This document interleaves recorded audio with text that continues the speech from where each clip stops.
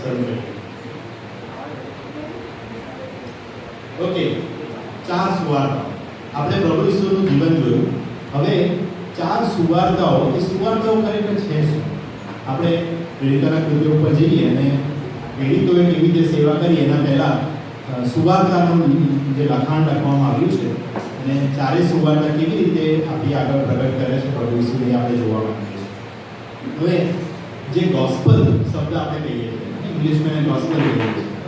આ જે ગોસ્પલ શબ્દ છે એ જૂના ઇંગ્લિશ શબ્દ ગોસ્પેલ પરથી આવ્યો છે. એંગ્લો સેક્શન એટલે ઓલ્ડ ઇંગ્લિશ, બરાબર? ઓલ્ડ ઇંગ્લિશ શબ્દ ગોસ્પેલ અને નવું એ ગોસ્પેલનો અર્થ થાય છે ગુડ ન્યૂઝ, ગુડ ન્યૂઝ. અને ગ્રીક શબ્દ યુવેન્ગેલિયોન, જેનો શબ્દનો ઉલ્લેખ આપણને ગ્રીક નવા કરારમાં જોવા મળે છે, એનો અર્થ પણ એવો થાય છે ગુડ ન્યૂઝ, સુસમાચાર, સુવાર્તા, આપણે જેને ગુજરાતીમાં ટ્રાન્સલેટ કરીશું પ્રમાણે. હવે આ જે શબ્દ હતો એ એક નવો શોધી કાઢેલો શબ્દ નથી. સુવાર્તા, ગોસ્પલ, એ શબ્દ કંઈક મંડળીએ શોધી કાઢેલો શબ્દ નતો. એ સમયે વપરાતો એ શબ્દ હતો. એ સમયે ગ્રીક ભાષાની અંદર જે શબ્દ વપરાતો હતો એ શબ્દનો એમણે પ્રભુ ઈસુની વાત જણાવવાને માટે એનો ઉપયોગ કર્યો. હવે આ શબ્દનો ઉપયોગ કેવી રીતે થતો હતો? પહેલી સદીની અંદર આ શબ્દ એ પોલિટિકલ ભાષામાં, રાજકીય ભાષામાં ઉપયોગ કરતો હતો.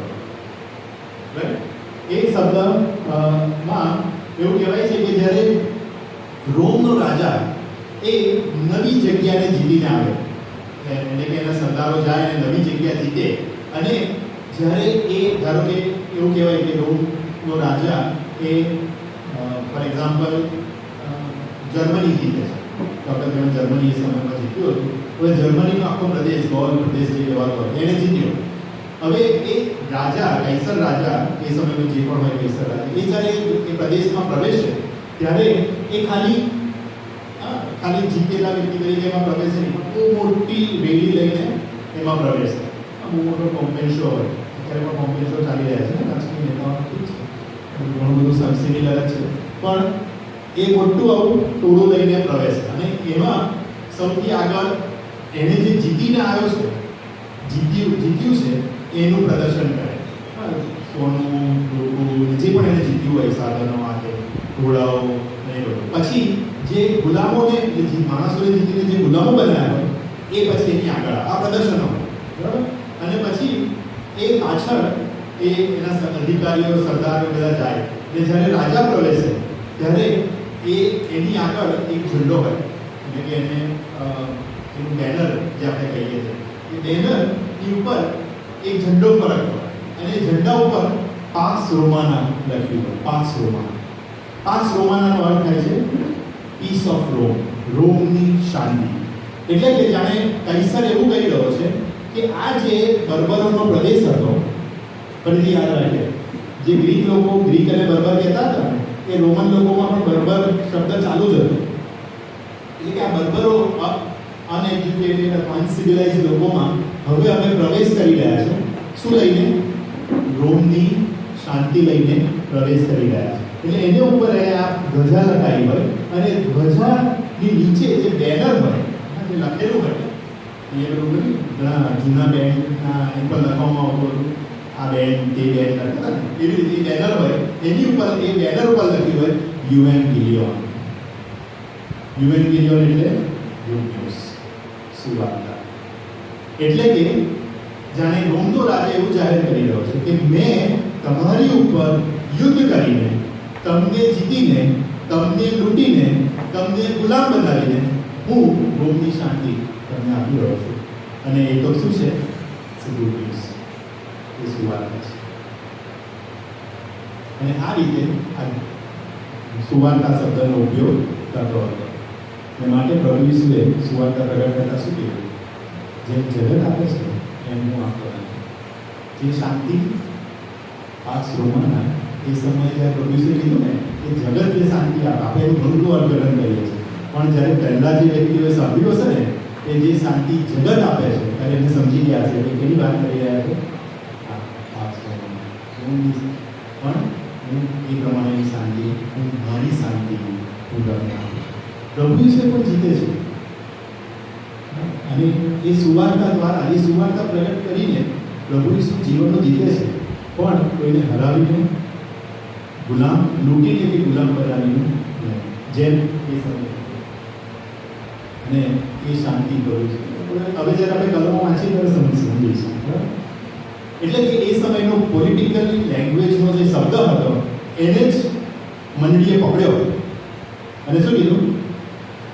જેમ રોમનો રાજા સુવાર્તા પ્રગટ કરે છે, એમ અમે એક બીજા રાજાની સુવાર્તા પ્રગટ કરીએ છીએ કે જે શાંતિ આપે છે.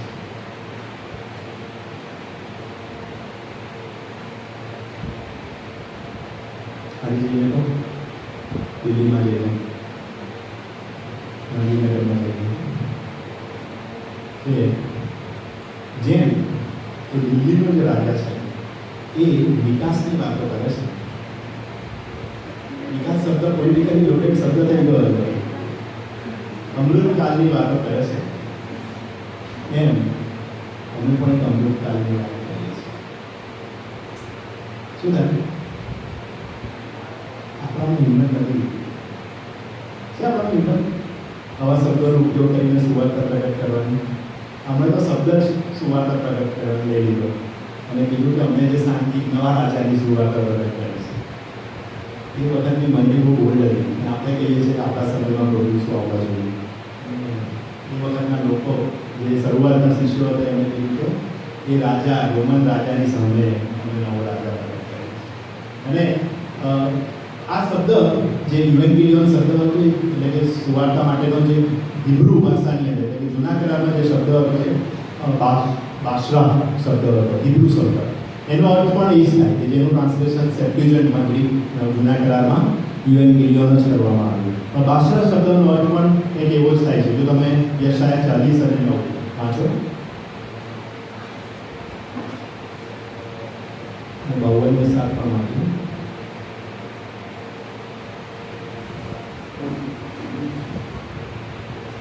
सिय्योन सारी વધામણી કહેનારી, તું ઊંચા પર્વત પર ચડી જા. એ યરૂશલેમ સારી વધામણી કહેનારી, મોટે સાથે પુકાર પુકાર. દીમાં યહૂદિયાના નગરોને કહે, જુઓ તમારો દેવ. આજે બધાથી એ જે શબ્દ છે એ સુવાર્તા માટેનો શબ્દ છે. ભાષા તમે બધાથી કહો, સુવાર્તા સારી વાત જઈને કહો. 52 ને 7 શું કહે છે? શાયદ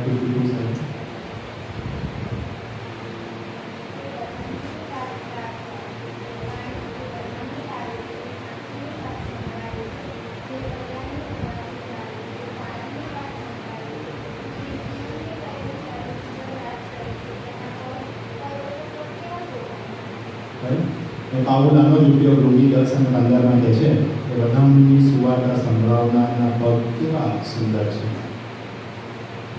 એ સુવાર્તા માટેનો ભાષા શબ્દ હતો એ યહોવાનું રાજ. આપણે પ્રભુએ સુવાર્તા પ્રગટ કર્યા શેની પ્રગટ કરી? આકાશનું રાજ્ય આશીર્વાદીશ, દેવનું રાજ્ય આશીર્વાદીશ. એ દેવનું રાજ્યની સુવાર્તા એમણે પ્રગટ કરી. પણ એ એમ કહે છે કે પ્રભુ યહોવાનો જે છુટકારો આપનારો જે રાજ્ય હતો અને શાંતિ આપનારું રાજ્ય, એની સુવાર્તા માટે આ ભાષા શબ્દનો ઉપયોગ થતો હતો. અને જે પ્રભુ ઈસુએ પણ કીધું એમના પહેલા સંદેશામાં કે સુવાર્તા ઉપર વિશ્વાસ. જે વાત હું તમને જણાવું છું એની ઉપર વિશ્વાસ.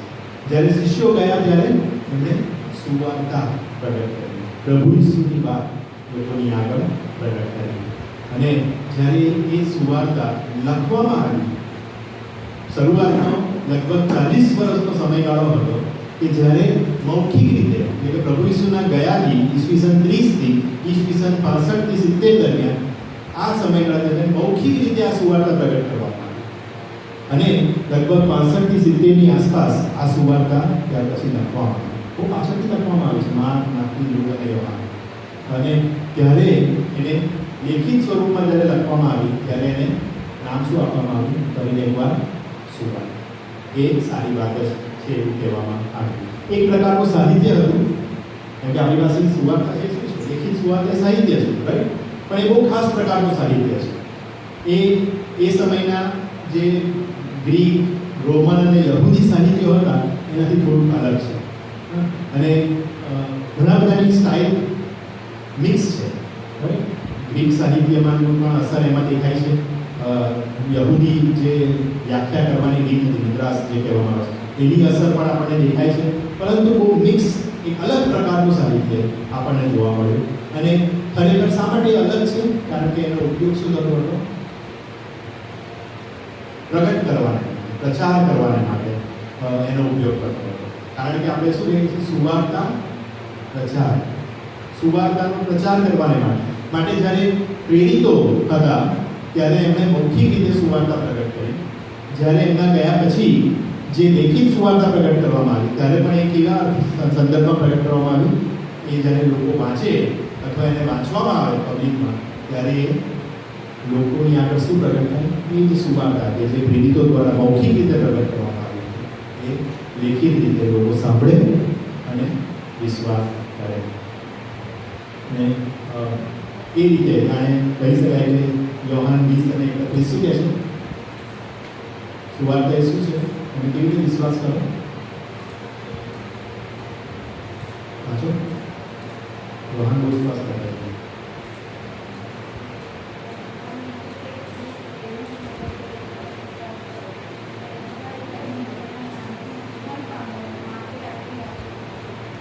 ગ્રીક શબ્દ કેરિકમાં છે. કેરિકમાં એટલે પ્રોક્લેમેશન, પ્રગટ કરવું, પ્રચાર કરવો.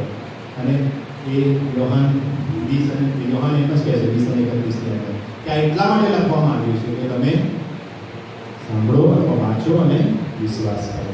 અને માટે આ સુવાર્તા ઇવન લેખિત સ્વરૂપમાં પણ એનો ઉદ્દેશ એ જ છે. જે મૌખિક સ્વરૂપમાં હતો, જે પ્રભુ ઈસુ ખ્રિસ્તે કર્યું એના ઉદ્દેશ આપણે જોવા મળે. હવે પ્રશ્ન એ છે કે શા માટે 4 સુવાર્તા? એક જણ પાસે બેસાડીને લખાયો તો ના ચાલે? આપણને કન્ફ્યુઝ કરવાના માટે ઈશ્વરનો ચોક્કસ ઉદ્દેશ આપણને જોવા મળે છે. શા માટે 4 સુવાર્તા આપણી આગળ પ્રગટ કરવામાં આવી છે? 4 અલગ અલગ લેખકોએ તેની સુવાર્તાઓ 4 અલગ અલગ લખી. હવે એટલા માટે સમજવું હોય તો આપણે સુવાર્તાના 3 કાળ સમજવા જોઈએ. મેં તમને અગાઉ કીધું. પહેલો કાળ હતો કે જ્યારે પ્રભુ ઈસુએ પોતાના શિષ્યોને ભેગા કર્યા અને સુવાર્તા પ્રમાણે એમને સંદેશા દ્વારા અને જીવન દ્વારા પ્રગટ કરી. ચમત્કારો દ્વારા, પોતાના શબ્દો દ્વારા, ઉપદેશ દ્વારા, દરેક રીતે પોતાના શિષ્યોની આગળ એમણે પ્રગટ કર્યું. શિષ્યોએ જોયું, યોહાન શું લખે? અમે અમારી આંખોએ જોયું, અમે એને સ્પર્શ્યો. એમને જોયું, એમને અનુભવ્યું, એમને સ્પર્શ્યું. એ બધું એ પહેલો કાળ હતો કે જ્યારે એ સુવાર્તા પ્રગટ કરવામાં. બીજા કાળની સુવાર્તા એટલે બીજા સમયગાળો, લગભગ મેં તમે કીધું 23 થી 30, 26 થી 30 ની અંદર પ્રભુ ઈસુના સમયગાળામાં પહેલો કાળ હતો. પછી ઈસવીસન 30 થી 70 નો સમયગાળો, 65 થી 70 ના સમયગાળા દરમિયાન આ સુવાર્તા હવે મૌખિક રીતે પ્રગટ કરવામાં આવી. પિત્તર ગયો, યોહાન ગયો, આંદ્રિયા ગયો, થોમા ભારત સુધી આવ્યો અને એમણે શું કર્યું? મૌખિક રીતે. ઠીક છે, એમણે શું કીધું? અમે એના સાક્ષી છીએ. અમે એના સાક્ષી છીએ. એ વિટનેસ હિન્દીમાં એને ગવાહ કહેવામાં આવે છે. અમે એના ગવાહ છે, અમે એની સાક્ષી, અમે એને જોયો છે. ખાલી પૃથ્વી પર ચમત્કાર કરતો નહીં, એ મૃત્યુમાંથી પાછો ઉઠ્યો, એ પણ અમે એના પણ સાક્ષી છે. પિત્તરે કહ્યું અમે એના પણ સાક્ષી છીએ.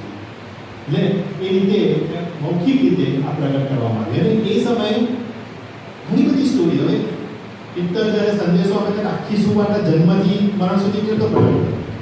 સુવાર્તામાં એકચ્યુઅલી એ સંદેશામાં સુવાર્તા પ્રગટ કરે. જો એને અમુક સંદેશાઓ પિત્તર, પાઉલ ને સ્ટેફનના સંદેશાઓ આપણને પેન્ટરના કૃત્યમાં જોવા મળે છે. એમાં આખી સુવાર્તા પ્રગટ નહીં, અમુક ભાગ એની આગળ પ્રગટ. અને કદાચ અહીંયા તો આપણને અમુક જ લખેલા છે. કેટલા બધા જગ્યાઓમાં ખેડૂતોએ જઈને સુવાર્તા કરે. પિત્તરે જઈને જ્યારે એ શીખવતો હશે ત્યારે માંડીને જરૂર હશે તો એક ચમત્કાર આવો બન્યો હતો. ચમત્કાર વિશે એને શીખવ્યું અને પછી પ્રભુ ઈસુ કોણ છે એની ઓળખ આપી હશે. પ્રભુ ઈસુએ જે શિક્ષણ આપ્યું હશે કોઈ બીજા રવિવારે બીજા સમયે પિત્તરે શીખ્યું હશે. અને જે સાંભળનારા હતા, હવે આપણને તો અત્યારે પોતાનો નંબર યાદ છે? મોબાઈલ યાદ છે? એક બીજાનો યાદ છે? હસબન્ડ વાઈફને યાદ હશે. પછી કેટલા સુધી નંબરો યાદ રહેશે આપણને? બસ ના તો મારો 2 નંબર છે તો બીજો નંબર જોવો પડશે. એટલે આપણે યાદશક્તિ એવી રીતે આટલી અમથી નહીં હતી એટલે આપણને ડિપેન્ડેન્ટ થઈ જાય કે આ જરૂર પડશે તો ખોલીને જોઈ લઈશ. પહેલાં કેવું હતું એવું નહોતું. પહેલાં આપણને 70-75 મિનિટ ડાયરીઓ લખતા હતા ને ત્યારે નંબરની ખબર છે જૂના વ્યક્તિઓ હશે મારી પાસે હજી પણ છે ટેલિફોન ડિરેક્ટલી પણ નહીં આપણે પોતાના હાથે કાકા મામા બધાને લખતા હતા ને એવું. એ સમયે તો લેન્ડલાઇન જ હતા એટલે બધા યાદ હોય પણ હવે ધીમે ધીમે 20-30 વર્ષમાં આપણી બુદ્ધિ કેટલી થઈ ગઈ. એ સમયે કશું જ નહોતું. વિચારો કે લોકો કેટલું યાદ રાખતા જે લોકો સાંભળનારા હતા એ લોકોએ બધું યાદ રાખ્યું. જે એમણે સાંભળ્યું કે પિત્તરે આ પ્રમાણે કહ્યું, યોહાને આ પ્રમાણે એમને યાદ આવ્યું અને એ સ્ટોરી બધી જગ્યાએ એની જાય. હવે જો ખાલી જે મંડળીની વૃદ્ધિ થઈ છે એ પ્રેરિતો દ્વારા નથી થઈ. કોઈ વખત તમતામાં સમજાવીશ કે ખરેખર મંડળીની વૃદ્ધિ પ્રેરિતો દ્વારા નહીં થઈ. અઘરું લાગે છે સમજ કશો વાંધો અને સાચું વિનોદ માટે શોધ્યું છે. હા, પ્રેરિતો દ્વારા નહીં પણ પ્રેરિતોએ જેમને સંદેશો આપ્યો એના દ્વારા મંડળીની આપણો બીજી ફીલ્ડ છે વાંચો પ્રેરિતોના પુસ્તક ખાસ વાંચો કે મંડળીને પ્રેરિતોએ જેમને સંદેશો આપ્યો એમના દ્વારા મંડળીની વૃદ્ધિ થતી ગઈ. એટલે કે સામાન્ય લોકોએ જે સુવાર્તા પ્રેરિતો પાસેથી સાંભળી એ જેમને બીજાઓને કીધી અને એ રીતે સુવાર્તા ફેલાતી ગઈ મૌખિક રીતે. મૌખિક રીતે લગભગ 30-40 વર્ષ 30 to 70 દરમિયાન એ કદાચ બની શકે કે કોઈકે એને લખ્યું હોય. હા, કોઈકે નાના નાના પ્રસંગો જેની પાસે હવે એ સમયે એટલું યાદ રાખવાની જરૂર છે કે આપણી જેમ પેપરનું એવું બહુ ઇઝીલી અવેલેબલ નથી અને એટલા સસ્તા પણ નથી. એ પાપાયરસ જે કહેવામાં આવે પાપાયરસ છોડમાંથી પેપર બનાવવામાં આવતું હોય અને એ પેપર બહુ મોંઘું હોય જે રોમ અને ગ્રીસ ને બાજુ મિશ્રમાંથી એ જઈને એક્સપોર્ટ થતા પાપાયરસ. મંડીએ એટલો ખર્ચો કર્યો કે લખ્યા ટોપીઓ બનાવી પણ એ બહુ મોંઘી વ્યવસ્થા હતી. પણ કેટલાક કદાચ લખ્યું હોય છે જેમ કે લુક એ લખે છે માંથી થોડા કંઈ લખ્યું હોય છે ઘણું બધું ભવિષ્યના સમયગાળા દરમિયાન એના પછી. ત્રીજો જે સમયગાળો હતો એ 70 પછીનો 65 થી 70 પછીનો સમયગાળો કે જેમાં એ સુવાર્તા હવે લખવામાં આવી. જે સુવાર્તા આપણી આગળ છે એ લખવામાં તમે જુઓ લુકની સુવાર્તા પહેલો અધ્યાય 1 થી 3 કલમના છે. લુક 1 1 થી 3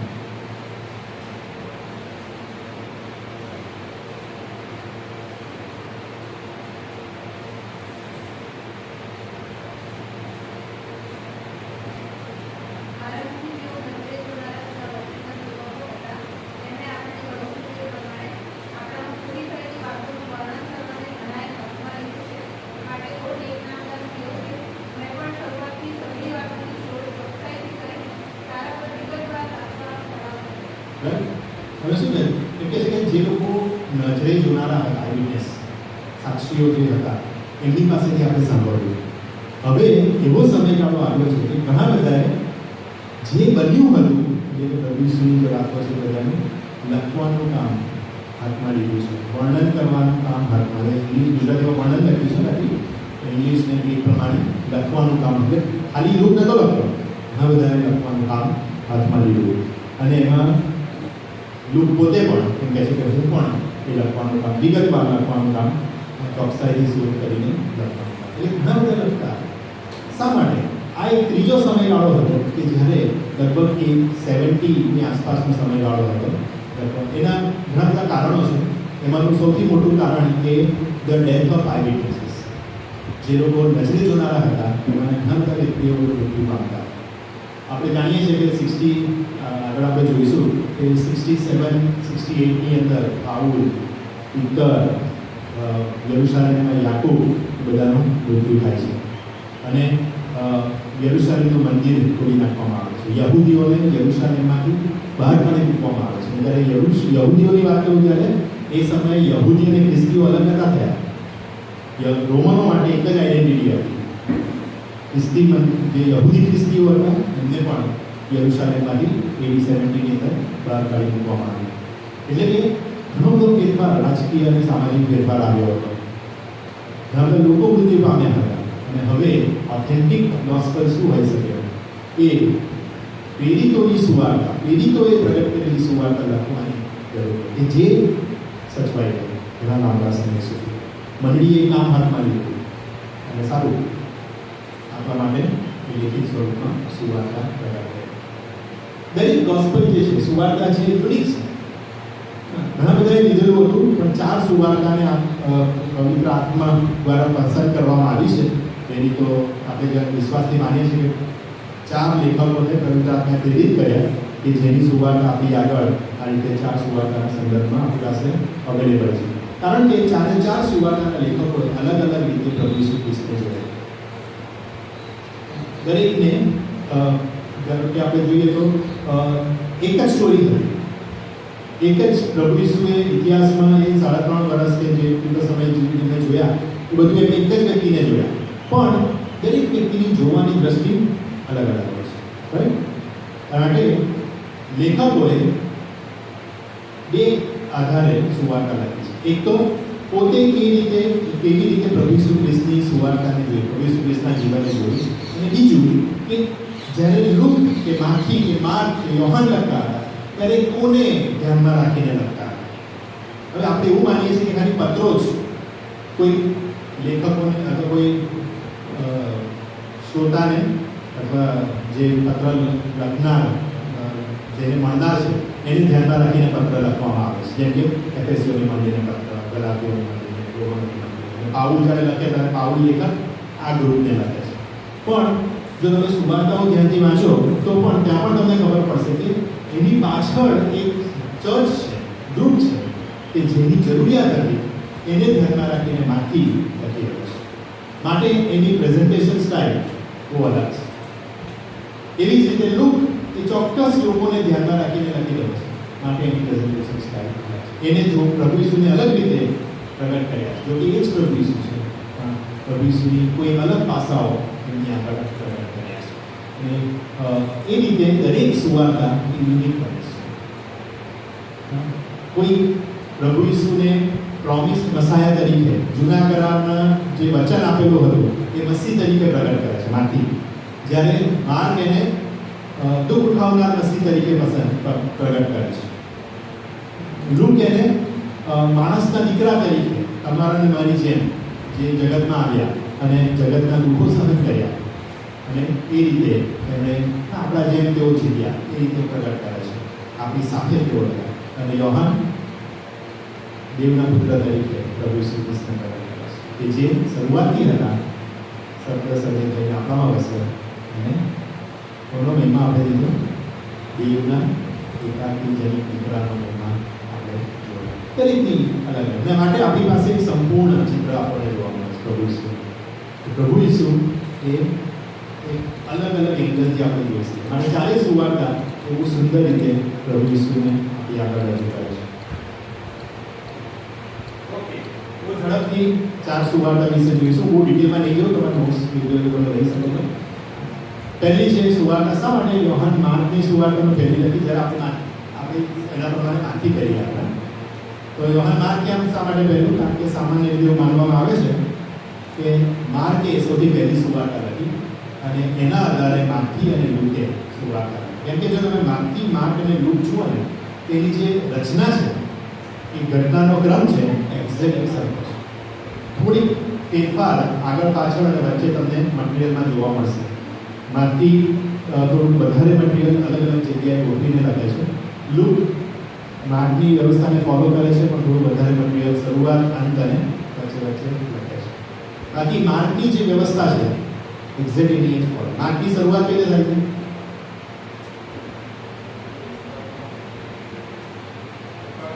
પોકારનારી વાણી. કોણ? યોહાન બાપ્તિસ્મા. અંત કેવી રીતે થાય છે? પ્રભુ ઈસુનું પુનરુત્થાન, પોતાના શિષ્યોને દર્શન. પોતાના શિષ્યોને દર્શન આપે છે. તમે જુઓ તો આ જે ફોર્મેટ છે ને એમને યોહાન બાપ્તિસ્મા પુકારે છે, પ્રભુ ઈસુ બાપ્તિસ્મા લે છે, પરીક્ષણ થાય છે, સેવાની શરૂઆત થાય છે, પછી આપણે જે પ્રસંગો જોઈને આવે છે યોહાનના પ્રસંગો કાઢી નાખે, બાકી બધા પ્રસંગો આવે છે અને છેલ્લે પ્રભુ ઈસુ મૃત્યુ પામે છે, ક્રૂસ, પુનરુત્થાન અને સ્વર્ગારોહણ. આટલું જે પ્લોટ છે, તમે જુઓ તો બાકી તમે વાંચશો તો પ્લોટ તો આનો જ છે, લૂક વાંચશો તો પ્લોટ તો આનો જ છે સ્ટોરીનો. ખાલી માથ્યુ અને લૂક શું કરે છે? આગળ પ્રભુ ઈસુના જન્મનું વાર્તા કહે છે. સાથે સાથે અંતમાં થોડીક એન્ટ્રી વધારે મૂકે છે, પ્રભુ ઈસુએ કયા કયા વ્યક્તિઓને દર્શન આપ્યું અને ક્યાં ગયા બધું સ્ટોરી. વચ્ચે વચ્ચે થોડુંક એડ કરે છે, જેમ કે પહાડ પર ઉપાસના બધું ઘણું બધું ચમત્કારોની વિગતો બધું એડ કરે છે.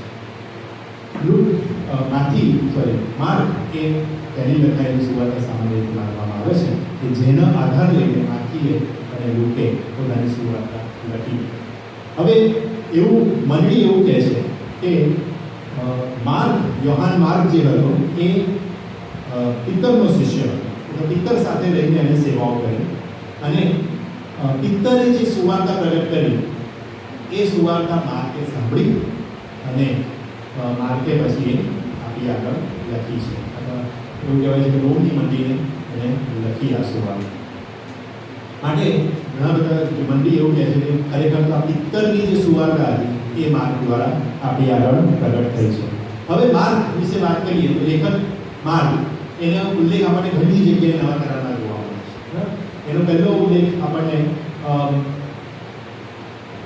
એવું ખબર પડે છે કે યરુશાલેમનો વતની છે અને એની માતા મરિયમનું ઘર યરુશાલેમમાં હતું કે જ્યાં ઉપલી પેઢીએ એક મંડળી મળતી હતી. હવે પિત્તરને જ્યારે જેલમાંથી છોડાવવામાં આવે છે ચમત્કારિક રીતે, ત્યારે એ એક ઘરમાં જાય છે. બરોબર હતું?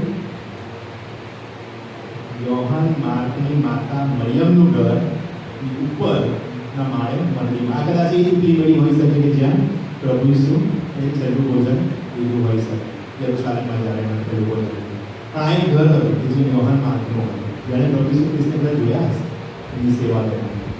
માર્ક પોતે એની સુવાર્તામાં એક વ્યક્તિનો ઉલ્લેખ કરે છે. ગેથસેમાની વાડીમાં જ્યારે પ્રભુ ઈસુને પકડવામાં આવે છે ત્યારે એક જુવાન માણસ પોતાનો અંગરખો મૂકીને ભાગી જાય છે. એવો ને એવો છે અંગરખો એટલે જે બોર હોય ને એવો છોડી છોડીને ભાગી જાય છે. પણ એનું નામ નથી લખ્યું. પ્રશ્ન એ છે કે શા માટે આ લખ્યું હશે લેખકે?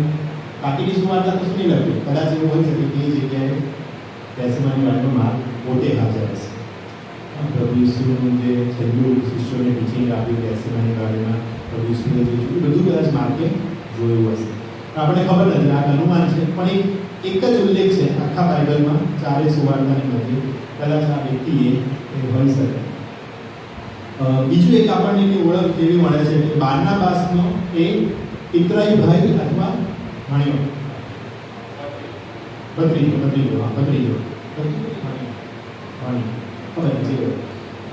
પણ કોઈ જગ્યાએ પિતરાઈ ભાઈ કીધું છે, કોઈ જગ્યાએ ભણ્યો. પણ કોઈક રીતે બારનાબાસના સગામાં એ હોય છે. અને એ રીતે જ્યારે પાઉલ અને બારનાબાસ પહેલી મુસાફરીમાં જાય છે ત્યારે યોહાન માર્કને લઈને એ જાય છે. જો કે અડધી મુસાફરીએ માર્ક પાછો આવી જાય છે અને જ્યારે બીજી મુસાફરીની શરૂઆત હતી ત્યારે બારનાબાસ ઈચ્છે છે કે માર્ક પાછો આપણી સાથે જોડાય, પણ ના પાડે છે પાઉલ. અને એને કારણે બે જણ અલગ અલગ થઈને સેવા કરે છે. અને બતાવે છે કે બારનાબાસ હવે માર્ક એ બારનાબાસ સાથે સેવામાં જાય છે. અને ત્યાર પછી આપણે પિત્તર જ્યારે પત્ર લખે છે ત્યારે માર્ક એની સાથે હાજર છે એવું આપણને ખબર પડે છે. પાછળથી જ્યારે પાઉલ પત્ર લખે છે ત્યારે એ મંદિરને એમ કહે છે કે તિમોથીને એમ કહે છે કે માર્કને એકલો આવશે. એટલે કે પાઉલ સાથે પણ માર્ક સેવા માટે જોડાય છે. બહુ મોટી પર્સનાલિટી હતી, અલગ અલગ વ્યક્તિઓ સાથે એણે કામ કર્યું હતું અને ઘણો બધો અનુભવ હતો અને એની સુવાર્તા આપણને અહીંયા જોવા મળે છે. એમની ઇન્ફોર્મેશન છે. ઇવન શરૂઆતના જે ચર્ચ ફાધર્સ હતા મંદિરના ટીપુઓ, એમણે પણ માર્ક વિશે લખ્યું છે. આપણે એમાં ડિટેલમાં જતા નથી. કોને લખવામાં આવ્યું છે? જે રીતે માર્કની સુવાર્તા લખવામાં આવી છે તમે જુઓ તો પહેલો પિત્તર 5 અને 13 કે જ્યારે પિત્તર એ રોમમાં હતો ત્યારે માર્ક પણ પિત્તરની સાથે જ રોમમાં. બધા બાબેલ શબ્દ લખવામાં આવ્યો છે એટલે ગભરાતા નહીં. એ વખતે બાબેલ જેવું હતું જ નહીં. બાબેલ શહેર તો ત્યારનું તૂટી ગયું, પણ એ લોકોની એક ભાષા હતી મંદિરની અંદર રચેલી, જે આપણે પ્રેરિતોના પ્રકટીકરણમાં ખબર પડશે. જ્યારે લોકો બાબેલ કહે, કારણ કે બાબેલ એ શું હતું?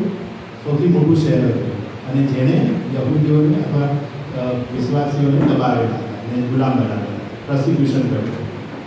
જ્યારે આ પત્ર લખવામાં આવ્યો ત્યારે બાબેલનો અર્થ રોમ થાય, કારણ કે રોમ એ સમયે સૌથી મોટું શહેર અને એ પોતાના જે વિશ્વાસી મંડળી હતી એને દબાવતી હતી.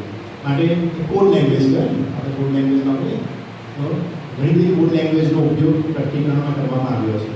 અને આમાં ઇવન પિત્તર પણ એવું કહે છે કે બાબેલની પ્રતિ ખરેખર રોમનો ઉલ્લેખ ત્યાં કરે છે. અને માર્ક એ પિત્તરની સાથે રોમમાં છે અંતમાં. અને કદાચ રોમની મંડળીને જરૂર હતી કે પ્રભુ ઈસુની પિત્તરના ગયા પછી પિત્તરનું એને મારી નાખવામાં આવ્યો છે. હવે પાઉલ પણ ત્યાં મૃત્યુ પામે છે. છેલ્લે પાઉલ પણ 2 વર્ષથી વધારે સમય ત્યાં રહ્યો હતો. હવે બંને જણને મારી નાખવામાં આવ્યા છે. હવે રોમની મંડળીની આગળ ઓથેન્ટિક ગોસ્પલ અધિકૃત સુવાર્તા કોણ લખી શકે? તો માર્કે લેખિત સ્વરૂપમાં એમને લખ્યું. એના ઘણા બધા કારણો છે. કારણ કે ઘણા બધા લેટિન શબ્દનો ઉપયોગ માર્કની સુવાર્તામાં કરવામાં આવ્યો છે અને એનો અર્થ કરવામાં નથી આવ્યો, પરંતુ કેટલાક અરામી શબ્દનો ઉપયોગ કરવામાં આવે છે. અરામાઇક શબ્દ જેમાં ઓરિજિનલ ભાષા કરવામાં આવી હતી પણ એનો અર્થ સમજાવવામાં આવ્યો છે. એનો મતલબ કે જે લોકોને વાંચવા લીધી છે એ લોકોને અરામી ફાવતું નથી પણ લેટિન આવડે છે. સાથે સાથે પેલેસ્ટાઇનના જે પ્રદેશ હતા અને જે લોકો હતા એમનું વર્ણન આપવામાં આવ્યું છે કે આ પ્રદેશ આટલો નીચે છે, અહીંયાથી પ્રભુ ઈસુ ઉપર ગયા. એનો મતલબ કે જે વાંચનાર છે એને ખબર નથી કે પેલેસ્ટાઇનની ભૂમિ કેવી છે, ઊંચી નીચી, ત્યાં પહાડ આવ્યો છે, ત્યાં નીચે આવ્યું છે. વાંચનારને ખબર નથી. મતલબ કે એ જે લોકો છે વાંચનાર એ પેલેસ્ટાઇનથી દૂર છે. અને કદાચ એવું ઘણા બધા કારણો છે એ લખ્યા છે અને એને કારણે આ એ લખવામાં આવી રહી છે. એના રીઝન શા માટે સુવાર્તા લખવાની માર્ગ દ્વારા શરૂ થઈ? મેં કીધું કે પ્રભુ ઈસુનું આવવું જે મંડળી બહુ આતુરતાથી રાહ જોઈ હતી કે હવે તો આવશે જ, પણ પ્રેરિતો મૃત્યુ પામે છે. છતાં પણ હજુ પ્રભુ ઈસુનું આવવું થયું નથી અને માટે એ લોકો રાહ જુએ છે. આઈ વિટનેસ મૃત્યુ પામ્યા છે. ઘણા બધા દુર્મતો, રાઇઝ ઓફ હેરેસીસ જ્યારે કહું છું ત્યારે ઘણા બધા દુર્મતો ફેલાયેલા છે, ખોટા શિક્ષણ, જેને પાઉલ વારંવાર ચેલેન્જ કરે છે. પિત્તર, પાઉલ, યોહાન માટે સાચું શિક્ષણ સમજાવવાને માટે આ સુવાર્તા લખવામાં આવી છે. એટલે પહેલી સુવાર્તા, માર્કની સુવાર્તા આ રીતે લખાઈ છે. અને મેં તમને અગાઉ જ કીધું કે માર્કની સુવાર્તા એ પ્રભુ ઈસુને એક દુઃખ ઉઠાવનાર મસીહ તરીકે, જો તમારે એને સારા અર્થમાં સમજવું હોય ને તો યશાયા 40માં અધ્યાયથી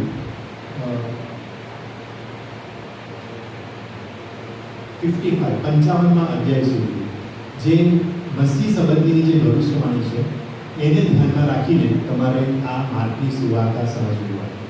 કારણ કે ત્યાં દુઃખ ઉઠાવનાર જે સેવક છે એના ગીતો છે યશાયાની અંદર, અને એ જ બેકગ્રાઉન્ડની અંદર માર્ક પ્રભુ ઈસુને દુઃખ ઉઠાવનાર મસીહ તરીકે આપી આગળ પ્રગટ કરે છે. એ બહુ સુંદર છે.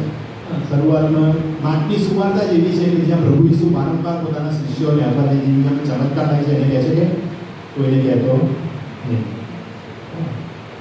કેટલા ચમત્કારો છે શિષ્યોની આગળ પ્રગટ, આ વાત કોઈને કહેતા નહીં. પ્રભુ ઈસુ પોતાની ઓળખને ગુપ્ત રાખે છે, પરંતુ 8મા અધ્યાય પછી એ પોતાના શિષ્યોની આગળ પોતાની ઓળખ પ્રગટ કરે છે. લોકો શું કહે છે મારા વિશે? તમે શું કહો છો? પિત્તર એમ કહે છે કે તું મસીહ જીવતા દેવનો દીકરો છે. એ પ્રભુ ઈસુ શું કહે છે? આ કોણે તને કીધું? વિકાસના બાપે સાચી ઓળખ. પછી રૂપાંતરના પાઠનો પ્રસંગ આવે છે જ્યાં પ્રભુ ઈસુ પોતાના શિષ્યોની આગળ પોતાની ખરી ઓળખ પ્રગટ કરે છે. અને જેવું આ જે પોતાની ઓળખ પ્રગટ કરે છે, જે તમે 8મો અધ્યાય ધ્યાનથી વાંચો ને, 8મા અધ્યાયની પોતાની ઓળખ પિત્તર દ્વારા પ્રગટ થાય છે, પિત્તરની કન્ફેશન દ્વારા. પછી તરત જ વાક્ય શું આવે છે? પ્રભુ ઈસુ એમના મૃત્યુની ભવિષ્યવાણી કરે છે 3 વખત. 8મા અધ્યાય, 9મા અધ્યાય, 10મા અધ્યાય 3 વખત પ્રભુ ઈસુ કહે છે. પિત્તર એમ કહે છે કે એવું ના થાય, શૈતાન તમારી પાસે. હવે આ પ્રસંગો જ્યારે વાંચીએ છીએ તો યાદ રાખે, કારણ કે એ એક દુઃખ ઉઠાવવાને માટે તેઓ તૈયાર થઈ રહ્યા હતા. અને એ રીતે પ્રભુ ઈસુને આપણી આગળ રજૂ કરે છે. બીજો એક શબ્દ છે કદાચ માર્કની અંદર, તરત, ઇમિડિયેટ, તરત. આપણે વારંવાર વાંચીએ છીએ, આપણે ઘણી વખત કહેવાય ગયા છે કે સમજ તરત દેખાતો નથી, પણ તમે સ્ટડી કરો તો પછી તરત પ્રભુ ઈસુ અહીંયા આવે, પછી તરત પ્રભુ ઈસુ આવે, પછી તરત આમ થયો, પછી તરત આમ થયો, તરત શબ્દ માર્ક બોલાય. એનો મતલબ કે બહુ ઝડપથી પ્રસંગોનો વાળા કરે. કદાચ એની સ્ટાઇલ હશે, કદાચ એ પોતાના જે વાંચનારા હશે એમને બહુ ઇન્ટરેસ્ટિંગલી પ્રભુ ઈસુને પ્રગટ કરવા માંગે છે. પ્રભુ ઈસુ કેવા છે? એક એક્ટિવ વ્યક્તિ છે, સુપર હીરો છે. સુપર હીરો કેવા છે?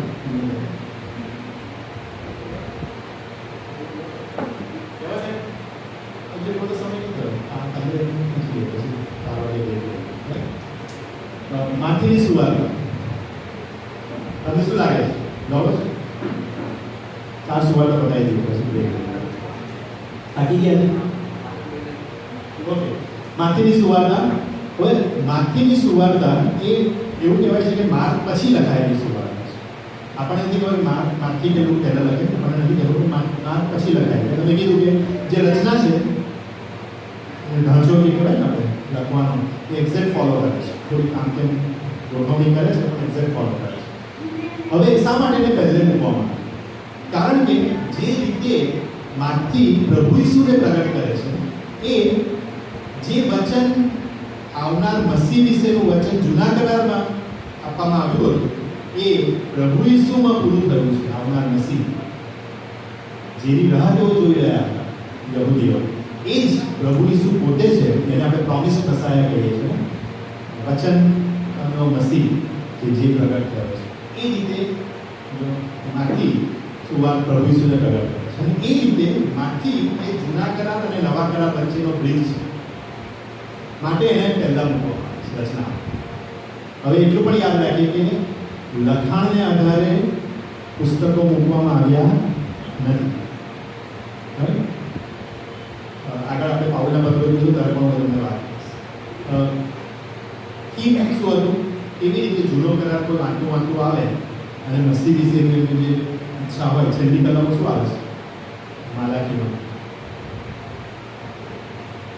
હું તારી આગળ દૂતને મોકલીશ તથા જેની અંતિમ કલમો વાંચતો આવે ને પતે અને પછી તરત જ વંશાવળી શરૂ થાય પ્રભુની. જેમ ઇબ્રાહિમનો દીકરો, દાઉદનો દીકરો, વંશાવળી આવે અને પછી એમ કે જેમ પ્રભુત્વએ કીધું હતું તેમ. તમે જુઓ તો એના શરૂઆતના જે અધ્યાયો છે ને તમે વાંચો, પહેલો બીજો માર્કીનો પહેલો બીજો ત્રીજો અધ્યાય વારંવાર એવું કહેવામાં આવ્યું જેમ યશાયાએ પ્રભુત્વએ કીધું હતું એ પ્રમાણે, અથવા પ્રભુત્વએ કીધું હતું એ પૂરું થાય માટે આ પ્રમાણે કર્યું, માટે પ્રભુ ઈસુએ આ પ્રમાણે કીધું. જોયું તમે કનેક્શન? જૂનો કરાર અને નવો કરાર. પ્રબોધકોએ જે કીધું હતું એ પૂરું થાય અને પ્રભુ ઈસુને પ્રગટ કરે છે. પ્રભુ ઈસુ કેવા છે કે જે વચન આપેલું હતું એ પૂરું કરે છે. ઓથર વિશે જોઈએ, લેખક વિશે. હવે જે નવા કરારની જે કોપીઝ આપણી પાસે અવેલેબલ છે લગભગ 200 થી 400 એડીના સમયગાળાની અવેલેબલ છે. એની અંદર આ સુવાર્તાનું ટાઇટલ આપવામાં આવ્યું છે કાટા મેથ્યુઓન, મતલબ કે according to Matthew, gospel according to Matthew, એટલે કે સુવાર્તા માથી પ્રમાણે, માથીના લખેલી સુવાર્તા એવું કહી શકાય. અને જો કે દરેક સુવાર્તાની અંદર લેખક પોતાનું નામ લખેલો નહીં, માથી લખ્યું કોઈ, પણ મંડળીને ખબર હતી કે કોણે સુવાર્તા અને માટે જ્યારે બીજી સદીની અંદર જ્યારે સુવાર્તાની કોપી બનાવવામાં આવી ત્યારે એની ઉપર ટાઇટલ આપવામાં આવ્યું કે આ કોના દ્વારા લખાયેલી છે? According to Matthew, according to Mark, according to Luke, gospel according to Luke. આપણે એને પૂરું નામ આપ્યું છે પણ એ લોકોએ એ રીતે ટાઇટલ આપ્યું. શરૂઆતની મંદી આપણે જાણતી હતી, આપણે પણ માનીએ છીએ કે માથી એ કોણ હતો? માથીનો ઉલ્લેખ આપણને બે સુવાર્તાની અંદર જોવા મળે છે. તે જે પ્રભુ ઈસુનો શિષ્ય હતો. જ્યારે બીજી બે સુવાર્તા એને લેવી તરીકે ગણે છે. કદાચ એ સમયે દરેક વ્યક્તિના બે નામ હતા, શાઉલ, પાઉલ. કોઈ પાઉલ નામ પાડ્યું નતું, એ પોતાનું નામ હતું. પિત્તર અને અત્યારનું બીજું નામ શું હતું? સિમોન કેફા તો પછી એનું નામ સિમોન પિત્તર. સિમોન એ એનું યહૂદી નામ અને પિત્તર એનું ગ્રીક નામ. પિત્તર એટલે પત્તર, એને કેફા, અરબી ભાષામાં એને કેફા કહે. એટલે સિમોન પિત્તર. દરેક નામ બે નામ આપણે જોઈએ છે, બરાબર. એટલે કદાચ માથીના પણ બે નામ હોઈ શકે, માથી અને લેવી. લેવી એનું કદાચ યહૂદી નામ હોય, માથી એનું ગ્રીક નામ હોઈ શકે. પણ દરેક સુવાર્તાની અંદર આપણને માથી અને લેવી બંને ટેક્સ કલેક્ટર છે, એટલે કે કર ઉઘરાવનાર એવા વ્યક્તિ તરીકે આપણને જોવા મળે છે. પણ એ ઝાંખી દાણી જેવો ટેક્સ કલેક્ટર નથી. એ કાં બેસે છે? દાણની ચોકીએ બેસનાર, એટલે કે રોડ ટેક્સ કલેક્ટર. કાફરનાહુમ શહેરનો જે પત્ની હતો અને કાફરનાહુમ શહેર એ આ બાજુ યરુશાલેમ ને એ બાજુ પ્રવેશ માટેનું મુખ્ય પ્રવેશ દ્વાર. ત્યાંથી બે હાઈવે અલગ પડતા હતા, એક મેડિટેરિયન હાઈવે અને કિંગ્સ હાઈવે. તો એ જગ્યાએ બરાબર વચ્ચે ક્યાં આવ્યું? કાફરનાહુમ શહેર. અને દાણની ચોકીએ માથી બેસતો હતો, એનો મતલબ એ રોડ ટેક્સ કલેક્ટર હતો. ત્યાંથી પ્રભુ ઈસુ એને પસંદ કરી, જગ્યાએ પસંદ કરી, બોલાવે છે તમારી પાછળ આવો. જ્યારે ચોકી બેઠો હતો ત્યારે અને પ્રભુ ઈસુની સાથે રહ્યો. કદાચ પ્રભુ ઈસુને એને નજીકથી જોયા હશે, પ્રભુ ઈસુને સાંભળ્યા છે, કદાચ એણે ઘણી બધી વાતો. હવે ટેક્સ કલેક્ટર હતો એટલે બહુ શિક્ષિત એવો વ્યક્તિ હશે, બરાબર. હવે આ ટેક્સ એ રોમ માટે કલેક્ટ કરતો હતો. બધા ટેક્સ રોમ માટે કલેક્ટ કરતા. ઇવન મંદિરની અંદર જે ટેક્સ થતો હતો એ પણ અલ્ટિમેટલી રોમ કરતો હતો, રાઈટ. અમુક એનો હિસ્સો, એટલે કે બધા રોમમાં ટેક્સ એ જતા. એટલે રોમન ઓફિશિયલ હતો, ભણેલો હશે. કદાચ એને સેવા દરમિયાન એણે ઘણું બધું લખ્યું. સમય એના ઉપર વધારે કહેતો નથી, પરંતુ માથીએ એના લગભગ 670 પછી અને જે વ્યવસ્થા આપણને જોવા મળે છે માથીની અંદર વાંચવા મળે છે, એના પરથી એવું લાગે છે કે એ યહૂદીઓમાંથી જે ખ્રિસ્તી બન્યા છે એમને એક અલગ ઓળખ આપી રહ્યો છે. તમે જુઓ તો AD 70 પછી મેં તમને કીધું મંદિર તોડી નાખવામાં આવ્યું. બધા યહૂદીઓને યરુશલેમથી બહાર કાઢી મૂકવામાં આવ્યા, બરાબર. યહૂદીઓની સાથે યહૂદી ખ્રિસ્તી મંડળી પણ બહાર જતી અને એ ઐતિહાસિક પુરાવા છે કે મંડળીને પણ બહાર કરી દેવામાં આવી AD 70. હવે જે સ્થાપિત મંડળી હતી, સૌથી મોટી મંડળી હતી યરુશલેમની, હવે બહાર જતી રહી છે. તમે કહો તો સ્થાપિત જીવન જીવવું એ બહુ સહેલું નથી. પોતાનું ઘર બહાર છોડીને નવી જગ્યાએ જઈને હવે રહેવું એ બહુ સહેલું નથી. માટે આ લોકો હતા એના માટે બહુ સહેલું નથી જે લોકો વિસ્થાપિત થયા. યહૂદીઓ માટે પણ સહેલું નહોતું. યહૂદીઓ જામનિયા નામની જગ્યાએ એકઠા થયા હતા, એમના માટે પણ બહુ અઘરું હતું પોતાનું શહેર યરુશલેમ છોડીને જવું. પરંતુ એમના જે રાબીઓ હતા એમને ધીમે ધીમે એને નવેસરથી એની વ્યાખ્યા કરવાની, જૂના કરારની મુસાના નિયમની વ્યાખ્યા કરવાની અને સમજાવવાની શરૂઆત કરી કે જેથી પેલેસ્ટાઇનમાં રહેનારા જે યહૂદીઓ હતા કે જેઓ યરુશલેમમાંથી અથવા મોટા મોટા શહેરોમાંથી બહાર કાઢી મૂકવામાં આવ્યા હતા એમને એક વિશ્વાસનો આધાર મળે. આ કામ રાબીઓએ કર્યું, યહૂદી રાબીઓએ. એની સામે આપણે માથીની સુવાર્તા જોઈએ છે કે જેઓ આપણને જગ્યા ખબર નથી કે કઈ જગ્યાએ મંદિર સ્થાપાયેલી હશે, જે લોકોને લખી રહ્યો છે તે પણ પેલેસ્ટાઇનના લોકો છે કે જેઓ યહૂદીઓમાંથી વિશ્વાસ કરીને ખ્રિસ્તી બન્યા છે, પ્રભુ ઈસુ પર વિશ્વાસ કરે છે. પણ હવે એમને બહાર ખસેડી દેવામાં આવ્યા છે ત્યારે હવે એમને એમના વિશ્વાસનો આધાર જરૂર છે. જેમ યહૂદીઓ પાસે રાબીઓ દ્વારા એમના જૂના કરારનું અર્થઘટન કરીને એમને શિક્ષણ આપવામાં આવતું હતું, આ વિશ્વાસનો આધાર પૂરો પાડવામાં આવતો હતો, કંઈક એવું જ કામ માથી કરી રહ્યો છે આ યહૂદી ખ્રિસ્તીઓને માટે કે જે તમે જે વિશ્વાસ કર્યો છે, વિશ્વાસ કરનાર કોણ છે?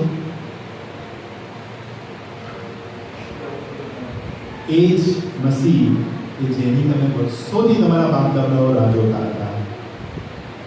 એ જ મસીહ પ્રભુ ઈસુ ખ્રિસ્ત. તમે જુઓ એની પ્રેઝન્ટેશન કેવું સરસ, જેના વિશે યશાયાએ કીધું હતું એ જ આ પ્રભુ છે, જેના વિશે પ્રબોધકોએ કીધું હતું એ જ આ પ્રભુ છે. માટે તમારે વિશ્વાસમાં કરી જવાની જરૂર નથી. આવી મંડીને કે જે લોકો બેઘર થયા છે, પોતાનો વિશ્વાસ ધીરે ધીરે ગુમાવી રહ્યા છે, એમને ધ્યાનમાં રાખીને લખી રહ્યો છે. અને કદાચ માટે જ આ AD 70 પછીની સુવાર્તા હોઈ શકે. લગભગ હું મારી જે ગણતરી છે એ પ્રમાણે લગભગ 80-85 ની વચ્ચે આ સુવાર્તા લખાયેલી હોઈ શકે. ઓકે, લુક એ સૌથી લાંબી લખાયેલી સુવાર્તા છે. તમને જાણીને આશ્ચર્ય થશે, સૌથી વધારે નવા કરાર પ્રમાણે લખ્યું. ચોક્કસ પાઉલે લખી સૌથી વધારે. પણ લેખક કોણ સૌથી વધારે લખ્યું?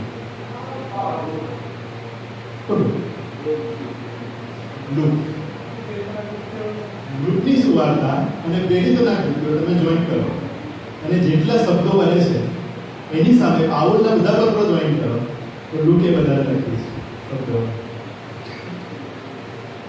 આજકાલ લાગે પણ લુક એ સૌથી વધારે એને લખ્યું છે એવું, કારણ કે એના તમે જુઓ સૌથી લાંબી સુવાર્તા છે બધી સુવાર્તા.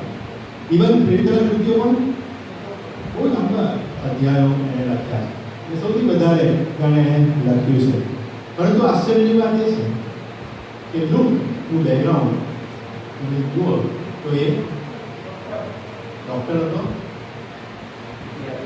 ઇતિહાસકાર હતો, યહૂદી હતો, વિદેશી હતો. આ એક જ એવો બાઇબલમાં લેખક છે આખા બાઇબલમાં અને નવા કરારમાં કે જે યહૂદી હતો. અને એની સુવાર્તા એના 2 પુસ્તકો અને સૌથી વધારે મટીરિયલ નવા કરારમાં છે. અને એ પાછો આઈ વિટનેસ પણ નહોતો. એને શું કહે છે આપણે વાંચ્યું ને, નજરે જોનારા હતા જેમની પાસેથી આપણે સાંભળ્યું, હવે હું એમના વિશે લખું છું. પણ એની સુવાર્તા એટલી ઓથેન્ટિક હતી કે એની સુવાર્તાનો સંગ્રહ આપણે નવા કરારમાં જોઈએ છીએ. હવે લુક વિશેની વાત આપણને ઘણી જગ્યાએથી જોવા મળે છે. ખાસ કરીને પ્રેરિતોના કૃત્યોમાં એને પોતે જ લખ્યું છે, પણ એણે પોતાના વિશે લખે છે અને એ જાણે લગભગ 16માં પછી પ્રેરિતોના કૃત્યના 16માં જે પછી હવે પછી અમે શબ્દ આવે છે ટ્રાવેલિંગ દરમિયાન. પાઉલ અહીંયાથી તૈયાર જાય છે તો અમે આ જગ્યાએ ગયા, અમે. એનો મતલબ કે લેખક પોતે સામેલ છે જર્ની. મતલબ કે પાઉલનો કમ્પેનિયન હતો, પાઉલનો સાથી હતો મુસાફરીનો. ઘણી બધી જગ્યાએ પાઉલના પત્રની અંદર લુક વિશે લખે છે, લુક મારો સહકર્મી, લુક મારો સાથી, લુક વૈદ લુક કે જે મારી સાથે કામ કરનાર છે. એટલે એ લુકની ઓળખ પાઉલ સાથે એને સેવા કરી અને કદાચ એ પ્રભુ ઈસુના જીવનથી પ્રભાવિત થયો છે. પ્રભુ ઈસુને એના જીવનને વધારે ઊંડાણથી સમજવાનું, જો કે વિદેશી હતો પરંતુ વધારે ઊંડાણથી સમજવા માટે એને શું કર્યું? બહુ ચોકસાઈથી શોધ કરી. આપણે એને જો આપણી ભાષામાં કહીએ ને તો એને રિસર્ચ કર્યું. આપણી ભાષામાં રિસર્ચ કર્યું, ચોકસાઈથી શોધ કરી, સત્યની ચોકસાઈથી શોધ કરી, રિસર્ચ કર્યું. જો કે એમણે જોયા નતા પણ રિસર્ચ કરીને આપણે આગળ આ 2 પુસ્તકો લખ્યા છે. લેખક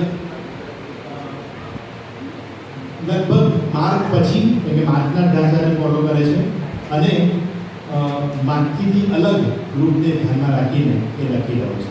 એટલે કે સમયગાળો પણ લગભગ એ જ છે જેમ આપણે 70 to 85 કહી શકીએ. 85 સુધીની જે પરિસ્થિતિ હતી મંડળીની એનું વર્ણન આપણને લુકની સુવાર્તાની અંદર જોવા મળે છે. પણ એક એવા ગ્રુપને લખે છે, રેસિપિયન્સ જે છે એના વિશે લખે છે કે કોને લખી રહ્યો છે લુકની સુવાર્તામાં કે ત્રીજી કલામાં શું વાંચ્યું આપણે? થિયોફિલસ. અને એની ઓળખાણ આપે છે ઓ નેક નામદાર થિયોફિલસ, નેક નામદાર થિયોફિલસ. હવે આ થિયોફિલસને લખી રહ્યો છે. થિયોફિલસ કોણ? જે રીતે એનું ટાઇટલ લખવામાં આવ્યું છે નેક નામદાર. પાઉલ જ્યારે રોમન ગવર્નરને એડ્રેસ કરે છે એને નેક નામદાર તરીકે ઓળખે છે. મતલબ કે કદાચ આ જે થિયોફિલસ છે એ કોઈ રોમન ગવર્નર અથવા રોમન અધિકારી હોઈ શકે. કદાચ એણે સુવાર્તા સાંભળી છે અને લુક હવે એને વિગતવાર લેખિત સ્વરૂપમાં સુવાર્તા લખી હોય છે.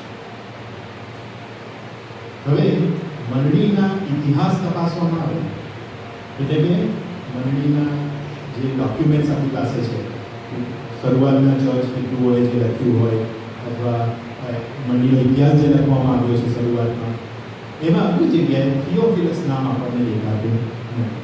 ખાલી આ જગ્યાએ આપણને થિયોફિલસ નામ 2 વખત દેખાય છે, લુકની સુવાર્તા અને પ્રેરિતોના કૃત્યોની શરૂઆતમાં.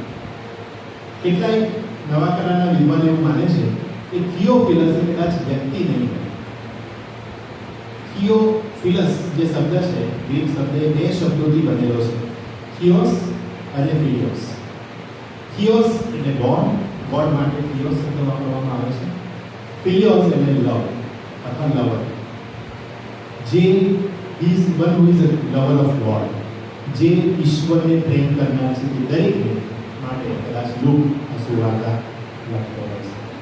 આપણને ખબર નથી એ વ્યક્તિ હતો કે પછી લુક દરેક ઈશ્વરને પ્રેમ કરનાર વ્યક્તિને આ સુવાર્તા લખે છે, પરંતુ એટલીસ્ટ એ સુવાર્તા લુકે લખી છે અને ખાસ રિસર્ચ કરીને એને લખી છે એટલું આપણને ખબર પડે છે. રાઈટ? લુકની સુવાર્તા એ સામાન્ય રીતે એવું માનવામાં આવે છે કે વિદેશીઓને ધ્યાનમાં રાખીને લખાયેલી સુવાર્તા છે. શા માટે? કારણ કે લુકની સુવાર્તા એ યહૂદી જે રીતભાતો હતી, સંસ્કૃતિ હતી, ધાર્મિક રીતિ રિવાજ હતા, એને ઊંડાણથી સમજાવે છે.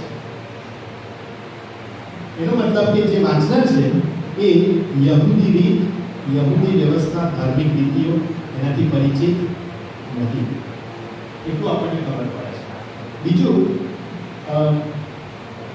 2 અને 10 તમે વાંચો તો ત્યાં શું લખ્યું છે? જ્યારે દૂતે સુવાર્તા ભરવાઓની આગળ પ્રગટ કરી ત્યારે શું લખ્યું છે?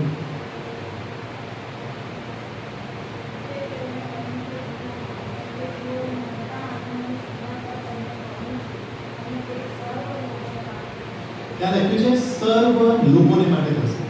ગ્રીક શબ્દ એથને વાપરવામાં આવ્યો છે. એથને એટલે કે અલગ અલગ કુળના લોકો, દેશ જાતિના લોકો. અને જાણે લેખક એવું કહે છે કે દૂતે જે સુવાર્તા ભરવાઓની આગળ પ્રગટ કરી, જે વાત પ્રગટ કરી, એ એમ કહે છે કે આ સુવાર્તા, મોટા આનંદની સુવાર્તા કોના માટે છે?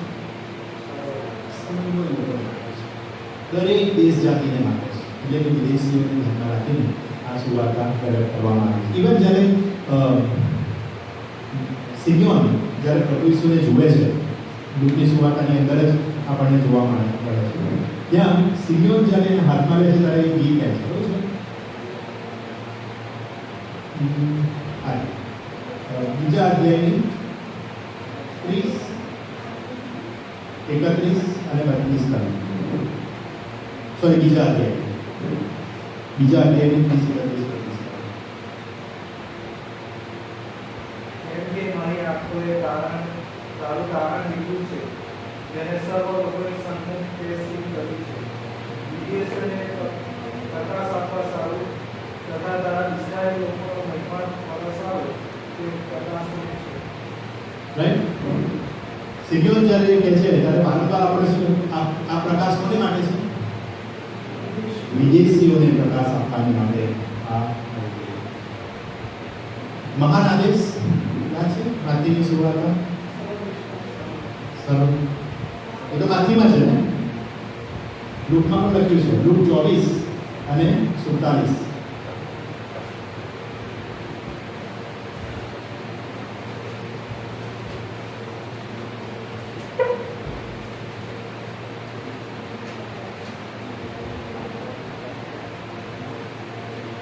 શું કહે છે?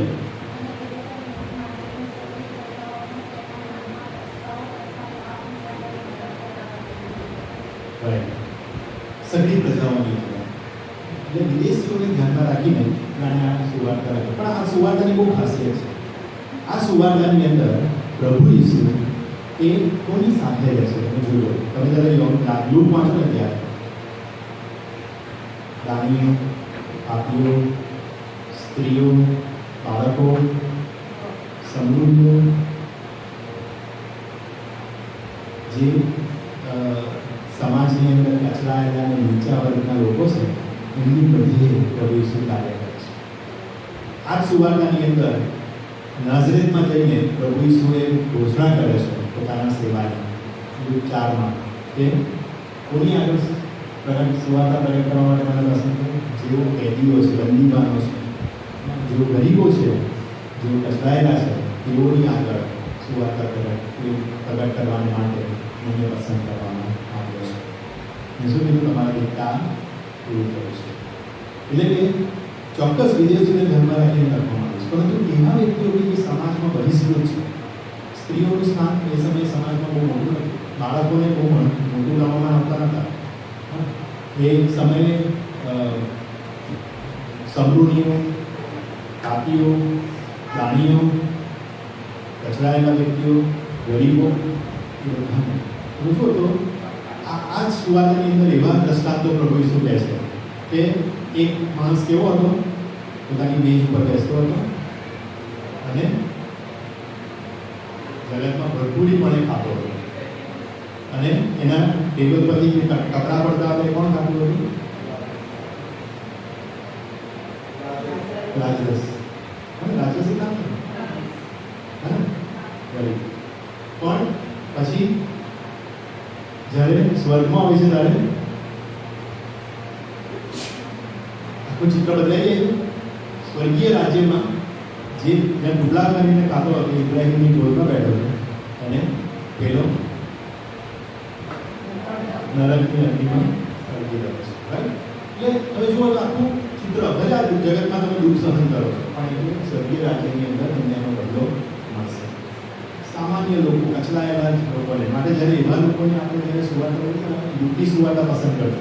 એવા લોકોની મધ્ય તમે જ્યારે જાઓ અને કામ કરો ત્યારે દુઃખની સુવાર્તાની તમે સુંદર રીતે વર્ણન કરવામાં આવ્યું છે. પહેલું યોહાનની સુવાર્તા, બહુ ઝડપથી યોહાનની સુવાર્તા આપણને ખબર જ છે. પ્રભુ ઈસુને આપણે જોઈએ છીએ કે માર્ક અને લૂક એ પ્રભુ ઈસુની પૃથ્વી પરની સેવાઓની શરૂઆતની વાત કરે છે. જ્યારે યોહાન કાથી શરૂઆત કરે છે? આરંભથી, એટલે કે અનંતકાળથી એની શરૂઆત કે જે પહેલાં જ હતા, જે સદૈવ થઈને આપણામાં વસ્યા, જેનો મહિમા એકના એક દીકરાનો મહિમા આપણે જોયો. અને યોહાનની સુવાર્તાની જે રચના છે, ઢાંચો છે, એ આ ત્રણેય સુવાર્તા કરતાં અલગ છે અને એ બહુ અલગ રીતે એ લખે છે. એણે પ્રસંગોને ધ્યાનમાં રાખીને એટલે એપિસોડ્સ લખ્યા હતા. સિરિયલ જોઈએ તે એપિસોડ્સ જોઈએ છે ને, એક પછી એક એપિસોડ્સ આવે. આવું છે એક યોહાનની સુવાર્તા. First episode, second episode. પહેલા એપિસોડમાં આપણને યોહાન બાપ્તિસ્માનો જન્મ વિશેની આખો એપિસોડ આવે. પછી બીજો એપિસોડ મરિયમ સાથેનો આખો એપિસોડ આવે. ત્રીજો મરિયમને પ્રભુ ઈસુનો જન્મ. પછી પ્રભુ ઈસુની સેવાની શરૂઆતમાં કાના ગામનો એપિસોડ આવે. પછી નિકોદેમસ એપિસોડ. પછી સમૃદ્ધિ સ્ત્રીનો એપિસોડ. તો જો એક પછી એક એપિસોડ જ છે. ચમત્કારો બહુ ઓછા છે. ચમત્કારો પણ કેવી રીતે વર્ણવવામાં આવ્યા છે? સાયન્સ તરીકે, ચિહ્ન. આ રીતે પ્રભુએ ચિહ્ન આપ્યું અને પોતાની જાતને શિષ્યોની આગળ પ્રગટ કરી. આ એમનું પ્રથમ ચિહ્ન હતું કે જેના દ્વારા પોતાની જાતને શિષ્યોની આગળ એમને પ્રગટ કર્યા. 7 ચિહ્નો પ્રભુ ઈશ્વરે દરેક એ બહુ સુંદર રીતે રચના કરી છે અને ખાસ પર્વોની વાત એ કરે છે. સાથે સાથે હું છું, આઈ એમ સેઇંગ્સ જે કહે છે પ્રભુ ઈસુનો દાવાઓ જે આપણે કહીએ છીએ એ યોહાનની સુવાર્તામાં જોવા મળે છે. જો કે કેટલાક દાવાઓ આપણને જોવા મળે છે જગતનો પ્રકાશ, જગતની નીતિ, પરંતુ અમુક ખાસ દાવાઓ આપણને યોહાનની સુવાર્તાની અંદર જોવા મળે. અને આઈ એમ એ કોનું નામ હતું? એ તમને ખબર હશે. ઈશ્વરે જ્યારે મૂસાની આગળ પ્રગટ કરી પોતાનું નામ ત્યારે શું કીધું? હું જે છું એ છું. અને માટે જ યોહાન 8ની અંદર અંત ભાગમાં જ્યારે પ્રભુ ઈસુ એમ કહે છે કે ઇબ્રાહિમનો જન્મ થયો એ પહેલાં હું છું, તો યહૂદીઓએ શું કીધું? પથ્થરો મારવાને હાથમાં લીધો. શા માટે? એમણે ઇબ્રાહિમને નીચો પાડ્યો એટલું જ નહીં, એના માટે નહીં. પ્રભુ ઈસુએ શું દાવો કર્યો? ઈશ્વર હોવાનો દાવો કર્યો.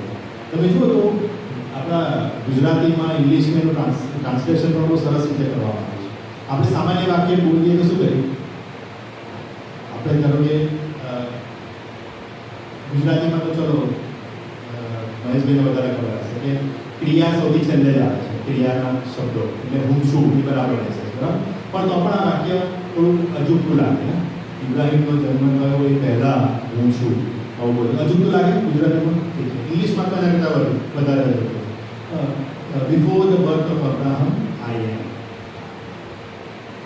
ગ્રીકમાં એક્ઝેક્ટ આવી છે, એગો એમી આઈ એમ છે એ શબ્દ આવે છે. એટલે કે જાણે પ્રભુ ઈસુ દાવો કરી રહ્યા છે જાહેરમાં કે હું છું. એ નામ કે જે યહૂદીઓ જાણતા હતા કે ઈશ્વરનું નામ છે, એમ કીધું કે ઇબ્રાહિમનો જન્મ થયો ને એટલે કે તમારી શરૂઆત થઈ ને, એટલે કે ઇબ્રાહિમને શું માનતા હતા? એ અમારો પિતા છે. ઇબ્રાહિમ એ કહેતા અમારા પિતા છે, એટલે એની પહેલાંનો હું છું. એટલે કે એના ઉપર પણ મારો અધિકાર છે, ઇબ્રાહિમની વાતો ઉપર પણ મારો અધિકાર છે. એટલે તકલીફ થઈ ગઈ, પણ પ્રભુ ઈસુના દાવાઓ આપણને અહીંયા જોવા મળે છે. ઓથર વિશેની વાત આપણને ખબર પડતી નથી, પરંતુ એટલીસ્ટ આપણને ખબર પડે છે કે એને પ્રભુ ઈસુને જોયા છે. માટે જ એક એપિસોડ આટલો ડિટેલમાં લખી શકે ને, પ્રભુ ઈસુની સાથે રહ્યો હશે, વાતચીત નિકોદેમસ સાથે અથવા આની સાથે શું થઈ છે બધું જોયું હશે, સાંભળ્યું હશે પ્રભુ ઈસુ પાસે, એ માટે જ કહી શકે. પોતાની જાતને એ નામથી ઓળખતો નથી, પરંતુ એક પ્રિય શિષ્ય તરીકે હું ઉલ્લેખ 3-4 વખત થાય એની સુવાર્તામાં લખવામાં આવે. પછી જે પ્રભુ ઈસુનો પ્રિય શિષ્ય હતો કે જે એના ખભા ઉપર માથું રાખીને કેવો હતો એ પહેલાં દોડી ગયો, અને પછી ઘણું ઉલ્લેખ. હવે આ કોણ છે પ્રિય? કદાચ એ પોતાનું નામ લખી રહ્યો છે, પણ એ પોતાનું એ વખતની રીત હતી, લેખક પોતાનું નામ લખી નહીં, એટલે કદાચ એ રીતે એ લખતો હોય છે. અને ચોક્કસ ગાંધીજી જે છે પણ જબદીનો દીકરો યોહાન એ યાકૂબમાંનો જે યોહાન હતો એણે આ સુવાર્તા લખી હોય છે. જાણીને આશ્ચર્ય થશે કે નવા કરારનું સૌથી છેલ્લું પુસ્તક જો લખાયું હોય તો એ યોહાન પુસ્તક. આપણે પ્રતિકરણ માનીએ છીએ, પ્રતિકરણ થોડું વહેલું લખાયું છે એવું માને છે. સૌથી છેલ્લું પુસ્તક એ યોહાનની સુવાર્તા લખવામાં આવી છે એવું માનવામાં આવે છે. અને જે રીતે પ્રભુ ઈસુ ખ્રિસ્તને પ્રગટ કરવામાં આવે છે, એ સમયના જે એસેની લોકો હતા, એસેની ગ્રુપ યહૂદીઓનું હતું, કે જેઓ મઠમાં રહેતા હતા, મૃત સમુદ્ર ડેક્સીની ગુફાઓમાં રહેતા હતા, એમની જે વોકેબ્યુલરી છે, વાક્ય રચના અથવા શબ્દોનો ઉપયોગ, એવો જ શબ્દોનો ઉપયોગ આપણને યોહાનની સુવાર્તામાં અંધકારમાંથી પ્રકાશમાં, અંધકાર પ્રકાશ અને ભલું ભૂંડું, જે કોન્ટ્રાસ્ટ શબ્દો છે, વિરોધાભાસી શબ્દો, એનો ઉલ્લેખ આપણને યોહાનની સુવાર્તામાં વારંવાર જોવા મળે છે. બાપ્તિસ્માની વાત એની અંદર આપણને ઘણી બધી વાતો આપણને જોવા મળે છે. પ્રભુ ઈસુને દેવના પુત્ર તરીકે રજૂ કરવામાં આવે છે. આ જ એ લેખક છે કે જે સ્પષ્ટ રીતે લખે છે કે મેં આ સુવાર્તા કેમ લખી છે. 20 આપણે વાંચ્યું, મેં એટલા માટે લખ્યું કે તમે વિશ્વાસ કરો કે ઈસુ જ એ દેવનો પુત્ર છે. વાંચના અને ખબર પડે કે આ દેવનો પુત્ર છે. હવે શરૂઆત જ જોઈએ 1 થી 18 કલમ, તો પ્રભુ ઈસુ કેવી રીતે પ્રગટ કરે છે? એ રાતનો એકાકી જનિક દીકરો, 3 ને 16 શું કહે છે? એકાકી જનિક દીકરો આપવા માટે આવ્યો. 1 અને 14 શું કહે છે? કોનો મહિમા? 1, 14 અને 15 શું કહે? આપણે આપનો એકાકી જનિક દીકરાનો મહિમા આપણે દીકરો. પ્રભુ ઈસુ ખ્રિસ્ત એ દેવનો દીકરો છે. એ હવે આમાં મહત્વ શું છે? દેવના દીકરો છે, પ્રભુ ઈસુ ખ્રિસ્ત દેવનો દીકરો છે, શું મહત્વ આવે? પ્રભુ ઈસુ ખ્રિસ્ત દેવ તરીકે પ્રગટ કરે તો બરાબર છે ને? સાચી વાત. ચોક્કસ આઈ એમ સેઇંગ દ્વારા દેવ તરીકે એને પ્રગટ કર્યા છે, પણ હંમેશા યાદ રાખીએ કે આપણે આપણી સમજ પ્રમાણે નવા કરારની ઉલ્લેખ સમજવાનો પ્રયત્ન કરીએ. આપણા માટે પિતા એ ઉપર, પુત્ર એ નીચે, બરાબર? આપણી સામાજિક વ્યવસ્થા પ્રમાણે સાચું કે નહીં? પિતા એ મોટા કહેવાય, પુત્ર એ નાનો કહેવાય, રાઈટ? પરંતુ ગ્રીક જે વ્યવસ્થા હતી, ગ્રીક સમજણ હતી, જ્યારે એ કોઈ વ્યક્તિને પુત્ર કહેવામાં આવે એનો મતલબ કે એ પિતા સમાન જ છે. પિતા સાથે એક, હવે આ શબ્દ થોડું અઘરા શબ્દો ફિલોસોફીના વાપરું છું, પણ એક જ સત્વ, એક જ તત્વ છે. એના મૂળભૂત નેચરની અંદર તેઓ બંને એક છે. આપણે જીન્સ કહીએ જીન્સ, પણ બ્રીફ અન્ડરસ્ટેન્ડિંગ એવી હતી કે જો કોઈ એનો પુત્ર હોય મતલબ કે એ એના બરાબર છે. એટલે કે જો પ્રભુ ઈસુ કહે છે ને કે જો તમે મારું નથી સાંભળતા, યોહાનની સુવાર્તામાં જ કહે છે, જો મારી વાતો પર તમે વિશ્વાસ નથી કરતા તો આકાશમાંથી પ્રભુની વાતો પર નહીં કરતા, કોઈ આવશે તો કેવી રીતે વિશ્વાસ કરશે? કારણ કે હું જ આકાશમાંથી આવ્યો છું. યોહાનની સુવાર્તા 6-7 અધ્યાયની અંદર પ્રભુ ઈસુ આ વાત કરે છે અને એટલે આકાશમાંથી ઉતરેલી રોટી નાખી. એટલે કે એ કહે છે કે હું ત્યાંથી જ આવ્યો છું, બાપ પાસેથી જ આવ્યો છું અને હું એક જ સત્વ છું, એક જ તત્વ છું.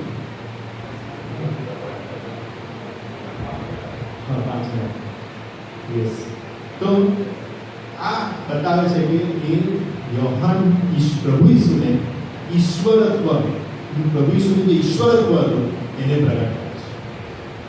માટે એને સન ઓફ ગોડ, દેવના પુત્ર તરીકે આપી આપણે. તમે જો 4 સુવાર્તા અલગ અલગ રીતે પ્રભુ ઈસુ ખ્રિસ્ત પ્રગટ કરે છે. અને માટે આજે જ્યારે આપણે આ સુવાર્તા તરફ ફરીએ છીએ અને વાંચીએ છીએ ત્યારે પ્રભુ ઈસુ ખ્રિસ્તનું જે મોટું ચિત્ર છે એ આપણી આગળ પ્રગટ કરે છે. એ પ્રોમિસ્ડ મસાયા છે, એ મારા માટે એમણે વધસ્તંભ પર દુઃખ સહન કર્યું છે અને મસીહ તરીકે એમને બલિદાન આપ્યું છે. એ જ મસીહ છે કે જે તમારી ને મારી જેમ આ જગતમાં રહ્યા, જગતના દુઃખ દર્દ સહન કર્યા છે. તમારી મારી જેમ આપણા જે કચડાયેલા દબાયેલા લોકો છે એની સાથે રહીને એમને કામ કર્યું, મનુષ્ય પુત્રની જેમ એમને કામ કર્યું. અને આ એ જ પ્રભુ ઈસુ ખ્રિસ્ત છે કે જે ઈશ્વર સમાન હતા, ઈશ્વર સમાન હોવાનું પકડી રાખ્યું હોય, પોતાની જાતને નીચો કર્યો અને પુત્રનું રૂપ ધારણ કર્યું. જો કે સંપૂર્ણ રીતે ઈશ્વર હતા જ્યારે જગતમાં હતા. ત્યારે જ આપણે આપણી થિયોલોજી જે છે ને, આપણા ડોક્ટ્રિન્સ એ હવે ક્લિયર થાય છે, કારણ કે 4 સુવાર્તા આપી લાગે છે. અને હવે જ્યારે વાંચીએ ત્યારે થોડું નથી વાંચવું.